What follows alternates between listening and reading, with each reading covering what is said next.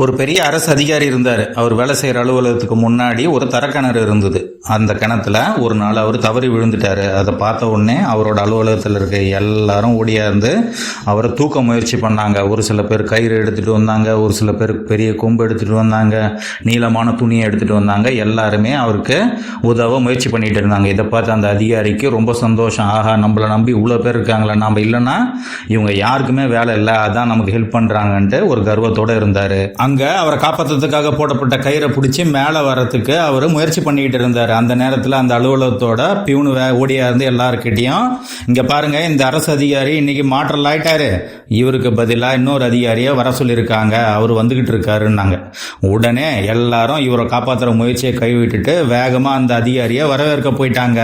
இவர் மறுபடியும் கிணத்துக்குள்ள தொம்முன்னு விழுந்துட்டார். அப்பதான் அவருக்கு புரிஞ்சது, இவ்வளோ நாளாக இவங்க எல்லாரும் நம்ம மேலே பாசமாக இருந்தது நம்ம மேலே இருக்கிற அன்பால இல்லை, நம்ம வகிக்கிற பதவியால தான்.